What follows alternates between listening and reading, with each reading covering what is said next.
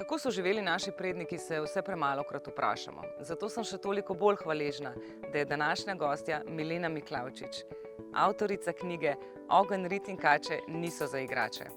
In danes bova govorili o razlikah včasih in danes. Mi se danes premalo zavedamo, da so bile generacije naših babic in prababic vzgojene v tem trpljenju, da je treba v življenju trpeti.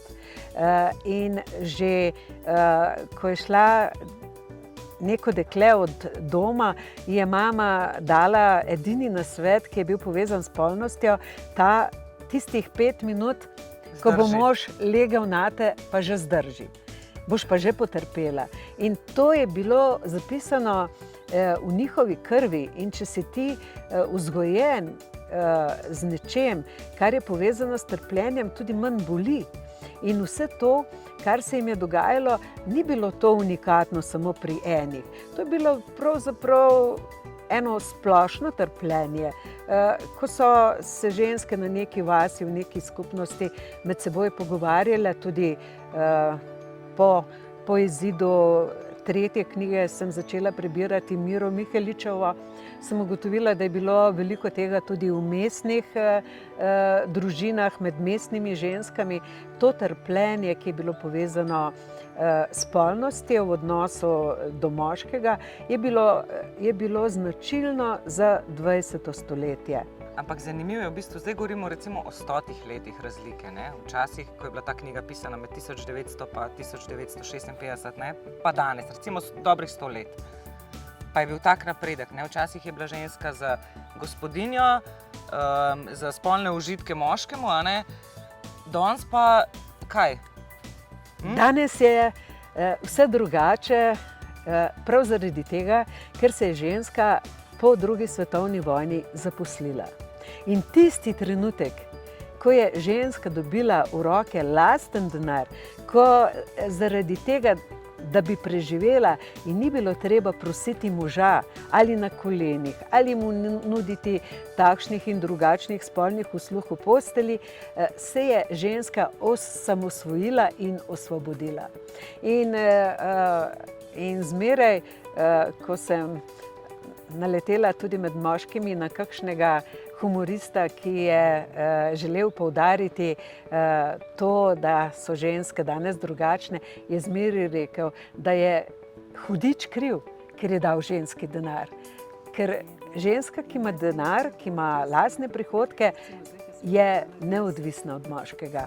In to je naredi svobodno. Nič drugega, samo denar. In tudi danes obstajajo predeli na zemeljski obli, kjer ženska nima svojega denarja, nima svojih prihodkov in takšna ženska ne more biti svobodna. Ker, veste, nobeno kosilo ni zastonj. In tudi, če takšni nesvobodni ženski nekdo pomaga, ji pomaga z nekimi prikritimi nameni in to je ne naredi svobodno. In sodobna ženska, zlasti v zadnjem času, v 21. stoletju, ko so ženske začele na nek način tudi maščevalni pohod proti moškim za vse tisto, kar so le-ti počeli njihovim babicam in prababicam. Poglejte, te ženske so največkrat tudi samske, živijo v nekih skupnostih, kjer moških pravzaprav ni in govorijo stvari, o katerih bi jaz raje včasih videla, da ne bi, vendar jih po drugi strani razumem, ker s tem, ko so samostojne, imajo svoj denar, svoje stanovanje, lahko gredo kamorkoli hočejo, lahko se odločajo, bojo imele otroke ali ne bodo, pravzaprav poudarjajo vse tisto, kar je manjkalo njihovim babicam, istočasno pa se ne zavedajo, da je vsaki še tako dobri stvari tudi nekaj slabega in občutek, da nisi bila izpopolnjena tekom življenja, to pride šele potem v 3. življenjskem obdobju, ko nastopi samota, osamljenost, nimaš nikogar od svojih, ker prijateljica je prijateljica, to ni tvoj partner. in takrat se pač dogaja stvari, ki se ne bi smele.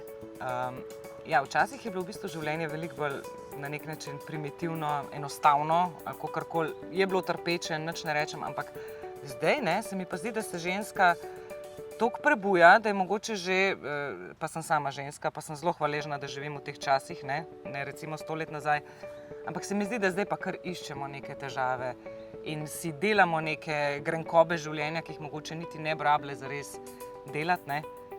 Ja, to je pa zaradi tega, ker drugo spodbujamo v tej smeri. Ker, poglejte, recimo, danes tudi mediji igrajo zelo pomembno vlogo, tudi te influencerke igrajo zelo pomembno vlogo in če si ena da popraviti prsi, si jih da tudi druga. In vse to, ko ljudje pravzaprav ne razmišljajo več svojo lastno glavo, ko jih izza ozadja z nevidnimi nitmi nekdo vodi, potem ljudje marsikdaj počnejo tudi neumnosti. Ker ta občutek lagodja je tako prisoten na vsakem koraku, kako lepo je, če nimaš nikogar, ki bi te bremenil, ki bi ponoči smrčal, kako lepo je, če lahko svoj denar zapravi samo zase, kako lepo je, če ti ni treba ne mize, ne postelje deliti z drugimi. Veste, to so stvari, ki jih počnejo največkrat otroci, ki so zelo egoistični. In tudi svet, v katerem živimo, je pravzaprav zelo egoističen. Ja, ker smo ravno v bistvu o spolnosti govorili pa prej, da ponavadi v zgodovini se nekaj zgodi, pa gre potem čez 100-200 let, kakorkoli že časa preteče, gre v drug ekstrem. Se mi zdi, da je pri spolnosti enako. Včasih je bilo, vsaj v knjigi je tako opisano, recimo, so pač gledali bika kako kravo v štali, onegal, pa potem so recimo doma to isto počeli. Zdaj se mi pa zdi, da smo šli pa v en čist drug ekstrem, polno nekih igračk, polno nekih fetišev, raznoraznih, pa še zmeraj niso srečni ljudje. Se mi zdi, da včasih se vprašaš, ali je to iz dolg časa, pa nič narobe, nič ne obsojam, vsak ima lahko karkoli želi, ampak spet smo šli v nek ekstrem, No, včasih je bilo to, da so imeli spolne odnose od odzad zaradi tega, ker marsikdaj zaradi nevednosti zakonci niso poznali drugih variant in počeli so sami tisto, kar so videli v hlevu. Ali pa v mestu, kar so videli med psom in psico, recimo. Ja. Danes je pa ta varianta od odzad neka popestritev spolnih odnosov kot nekaj, kar da en dodaten čar dolg času, tudi ne nazadnje v zakonski posteli. Pa vendar človek se dan današnji, ko se pravzaprav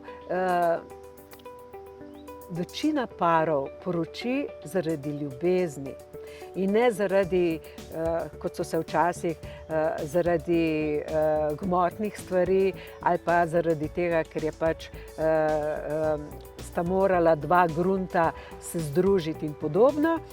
Danes se večina parov poroči zaradi ljubezni.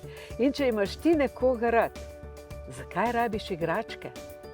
A se to nihče ne vpraša? Zakaj rabiš igračke, ker včasih že zadošča, če te ljubljena oseba samo objame, se stisne k tebi. Zakaj rabiš ti ene igračke za to? Jih ne rabiš.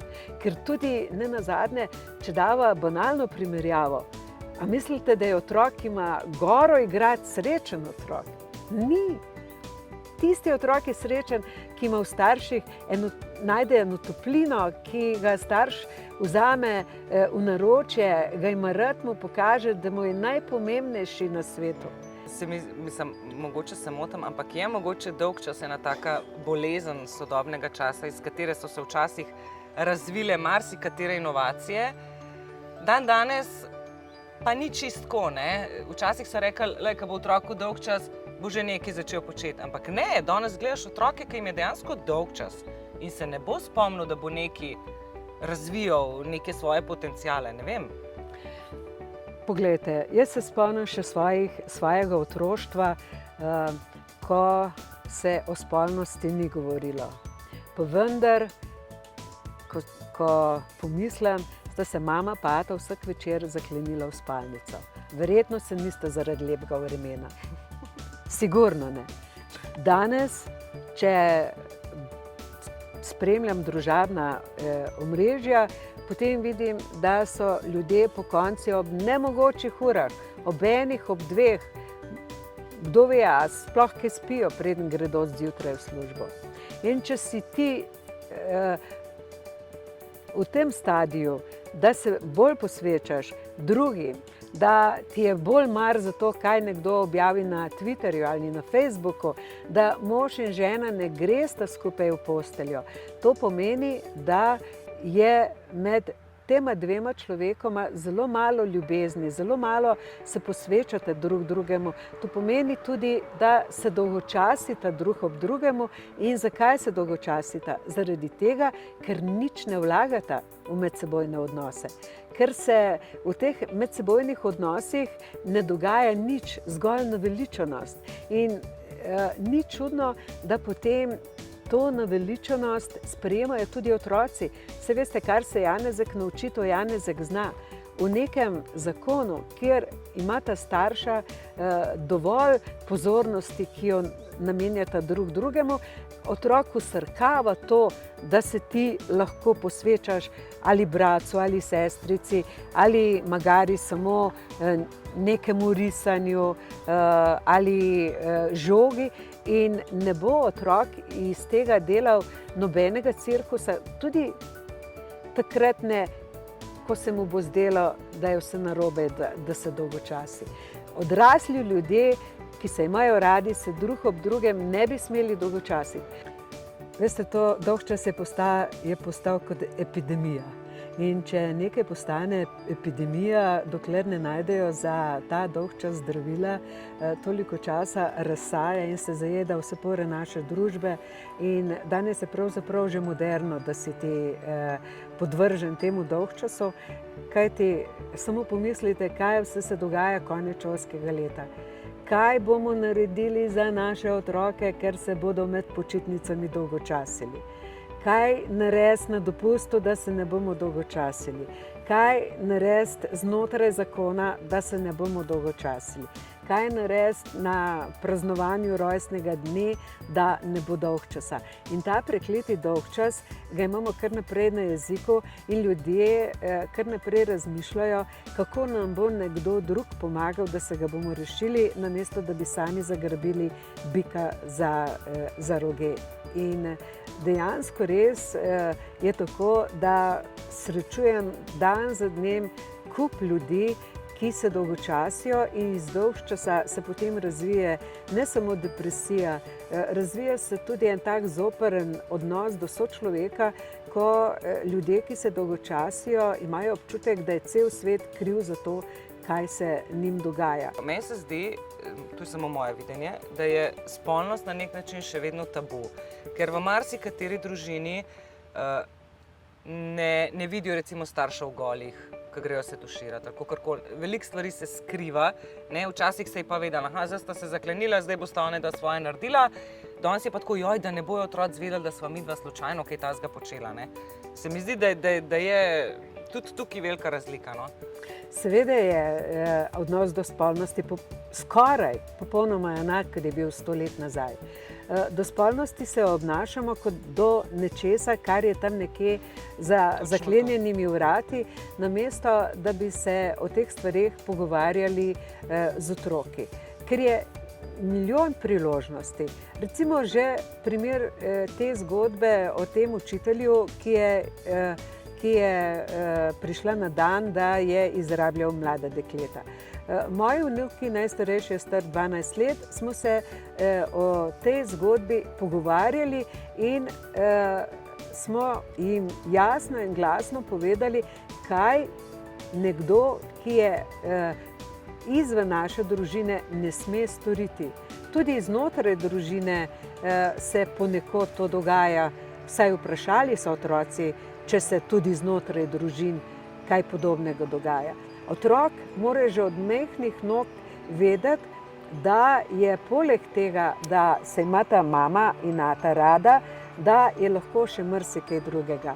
In otrok mora videti, da oče objame mamo, da mama objame očeta, mora videti te drobne nežnosti, ki si jih odrasla znotraj družine izmenjujeta, če želita, da otrok raste s tem, da biti odrasel pomeni tudi izmenjavati si te lepe geste, s katerimi si izkazujemo ljubezen. In potem bo otroku, ko odraste, popolnoma normalno, da bo nekoga objel, da ga bo stisnil k sebi in mu bo tudi popolnoma normalno, da takrat, ko bo partner bolan, ko ne bo mogel, ko si bo zlomil roko ali karkoli, da bo do tega partnerja samo pozoren, da mu bo stregel, da ga bo negoval, ker bo to od doma navajen. Zakaj je danes taka neosebnost tudi v medsebojnih odnosih? Samo zaradi tega, ker otrok se teh čustev ne nauči znotraj družine. Ker je tudi znotraj družine vse, kar je nekako namenjeno tej intimi, je porinjeno na stranski tir. Tako kot je bilo v mojih časih ali pa mogoče še veliko pred mojimi časi. In tudi kar se spolnosti tiče, jaz nisem pristaš tega, da bi otroci vedeli, kaj in kako počneta ati in mami v postelji. Otrok nima kaj se spuščati v podrobnosti, kot niso za otroke pornografski in erotični filmi, tudi nima kaj razmišljati oziroma vedeti oziroma gledati, kaj oče in mati počneta v postelji. Začeti je treba z nežnostmi. Veste, ker tudi spolni odnos ni samo športna aktivnost. Začne se z nežnostmi, začne se s pozornostjo, začne se s tem, ko oče ali mama drug za drugega tudi kaj postorita. To je tisto, veste, to je tisti uvod v intimo, ki se pač zgodi med dvema človekoma, ki se imata rada. Zanima me v bistvu, kakšno je vaše mnenje o sodobni družbi. Kam pelje ta sistem, ki je zdaj? Že pred nekaj leti sem v časopisu Delo zasledila članek, kako visok odstotek Japoncev, ki so stari 40 let, je še zmeraj devičnikov. In ta članek mi ne gre iz glave, ker to ni bilo 10%, to je bilo tam okoli 60%. A si vi predstavljate? 60% Japoncev do 40 leta, ko bi morali biti najbolj spolno aktivni, nima spolnih odnosov. To pomeni, da če že imajo kakšne ročne spretnosti pred računalnikom. In naša družba postaja ravno takšna. Spolno sili pravzaprav ta pornografija, ta erotika sili iz vseh por današnje družbe. Današnja družba je, če samo odpremo revije, če poslušamo reklame, če gledamo različne komike, vse je prepleteno s spolnostjo, ampak s tisto najbolj nizkotno, ogabno spolnostjo, ko človek že ne ve več, kaj si naj ob tem misli. Nedavno tega je po družabnih omrežjih zaokrožil en posnetek naših pogovorov, to pomeni med različnimi temi mladimi ljudmi, ki so govorili o spolnosti živalmi. To so ti skrajni ekscesi, te anomalije mene izjemno žalostijo. V kakšen svet odraščajo moji vnuki? Ker te pedofilije ni vedno manj, jo je vedno več. Tega spolnega nasilja z temi, kako jim že rečejo, folk-frendi, ko nekateri, oziroma teh je vedno več, imajo v telefonu telefonske številke moških oziroma ženskih, zgolj pokličejo, ko potrebe postanejo prevelike, drugače se z njimi, z nasprotnim spolom ne družijo. To je izjemno zaskrbljujoče. Ko je tudi ljudi, mladih ljudi, ki se želijo poročiti, vedno manj, ko je vedno manj takšnih, ki se odločajo za otroke, ko je vedno manj takih, ki imajo za seboj dolgoletni zakonski stan. To pomeni, da se že po prvih nesporazumih ločijo in gredo narazen. Veste, današnja družba ni samo razvajena, vsega je presita in zlasti je ta presitost, prav občutim jo na tem intimnem področju, na tem področju medsebojnih odnosov, ko ničesar ne rešujemo, ampak želimo se partnerje znebiti in si najti novega. Ker ljudje so odvisni od medijev, od interneta in so prepričani, da vse te dobrote, ki si jih zaželijo, rastejo na prvem drevesu, da se le znebijo starega partnerja, tako kot starih cunj, pa ni res. In potem me zelo skrbi tudi ta depresija, ki se širi med ljudmi, ker niso zadovoljni, ker mislijo, da bo nekdo drug urejal tudi ljubezensko življenje namesto njih in ničesar ne storijo za to, da bi se za svojega partnerja, dokler ga imajo, tudi sami potrudili. Kaj šele za otroke. In otroci, ki odraščajo v teh ločenih družinah, v teh neosebnih družinah, kjer oče in mama čisto nič ne storita drug za drugega, veste, to ne obeta čisto nič dobrega. Da o tem, da danes namenoma in bom rekla z vso grozovitostjo otroke prepričujejo, da ni nujno, če so videti kot punčke, da so lahko tudi fantki, da se lahko v njihovi duši skriva tudi fant in da lahko s spremembo spola dosežejo to, kar se naj bi skrivalo v njihovi duši. Veste, tudi na ta način pohabljamo ljudi, mlade ljudi, kajti mlad človek se tja do 18. leta še zmeraj išče. V naših generacijah smo imeli pri 18 letih željo, da končamo šolo, da se poročimo, da se rodijo otroci.